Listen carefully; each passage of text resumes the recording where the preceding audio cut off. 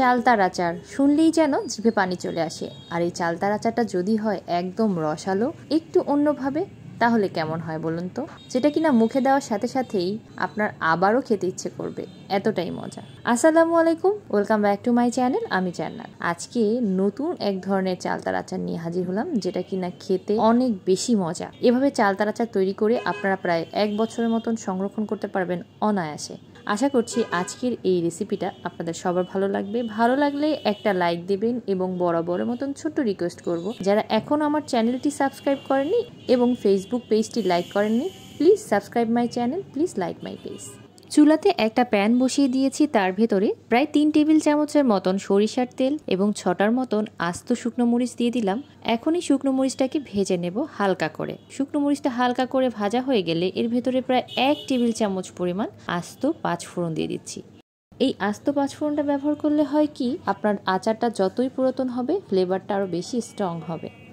এখন এর ভেতরে দিয়ে দিচ্ছি প্রায় 4-5টার মতন চালতাগুলোকে আমি ছোট ছোট কিউব করে কেটে নিয়েছি। তারপর লবণ এবং হলুদ পানি দিয়ে ভিজিয়ে রেখেছিলাম প্রায় আধা ঘন্টার মতন। হাঁড়িতে ফুটন্ত পানিতে প্রায় 3-4 মিনিটের মতন এই চালতাটাকে সিদ্ধ করে নিয়েছিলাম। তারপর পানিটা এভাবে ঝরিয়ে নিয়েছি। আর চালতাটার কালারটা কিন্তু দেখুন খুবই সুন্দর আছে।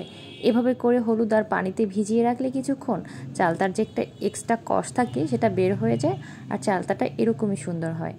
তারপর এর ভেতরে দিয়ে দিচ্ছি স্বাদ মতন চিনি আর গুড়। এখানে স্বাদ মতন কেন বললাম, আপনারা যদি চালতার আচারটা বেশি জুসি এবং মিষ্টি খেতে চান তাহলে চিনি এবং গুড়ের পরিমাণটা বাড়িয়ে দেবেন। আপনাদের হাতের কাছে যদি গুড় থাকে তাহলে গুড় দিয়েও সম্পূর্ণ রেসিপিটা করতে পারেন, আবার যদি চিনি থাকে চিনি দিয়েও সম্পূর্ণ করতে পারেন। তবে গুড় ও চিনি দুটোই ব্যবহার করলে আচারটা কিন্তু বেশি মজা লাগে। এখানে আমি কিন্তু আগেই বলে দিচ্ছি, আমি আখের গুড় ব্যবহার করেছি। আর এখানে আমি চিনি ব্যবহার করেছি প্রায় 1 কাপের মতন, আর আখের গুড় ব্যবহার করেছি প্রায় হাফ কাপের মতন। তারপর কালারটা সুন্দর আসার জন্য এর ভেতরে আমি 1 চা চামচ পরিমাণ লাল মরিচের গুঁড়ো দিয়ে দিলাম। এতে করে কি হবে, আচারটা থেকে খুব সুন্দর একটা কালার বের হবে। আর দিয়ে দিচ্ছি এখানে আচারের মশলা। অলরেডি যারা আমার পেজে আছেন বা চ্যানেলে আছেন তারা আমার এই আচারের মশলার রেসিপিটা দেখে ফেলেছেন। আর যাদের এখনও দেখা হয়নি তারা চাইলেই আমার ফেসবুক পেজে অথবা ইউটিউব চ্যানেলে এই আচারের মশলার রেসিপিটা সহজেই পেয়ে যাবেন। এই মশলাটা দিয়ে আপনারা যে কোনো ধরনের আচার তৈরি করতে পারবেন। আবার চাইলে এই মশলাটা দিয়ে আপনারা যে কোনো আচারি গোছ, আচারি বেগুন, আচারি খিচুড়ি অনায়াসেই তৈরি করতে পারবেন। আচারের এই মশলাটা কিন্তু একদম তিতা লাগে না, অনেক পারফেক্ট একটা মশলা হয়েছে। এই মশলাটাকে আমি প্রায় টোটাল 3 টেবিল চামচ পরিমাণ ব্যবহার করব এই আচার। এর ভেতর দিয়ে দিচ্ছি প্রায় 1 টেবিল চামচ পরিমাণ ভিনেগার, সাদা ভিনেগার। এই ভিনেগারটা ব্যবহার করলে কি হবে, আপনার আচারটা দীর্ঘদিন ভালো থাকবে। আপনি প্রায় 1 বছরের মতন এটাকে সংরক্ষণ করতে পারবেন।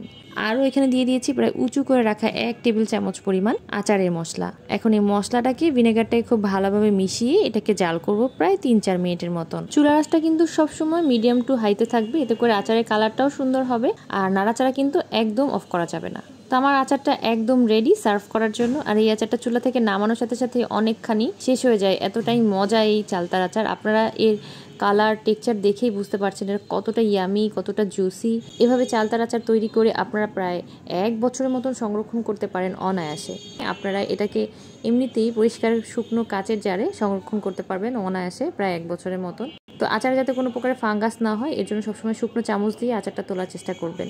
আশা করছি আজকের এই রেসিপিটা আপনাদের ভালো লেগেছে এবং কোন জায়গা থেকে রেসিপিটা দেখছেন কমেন্ট করে জানাতে কিন্তু ভুলবেন না।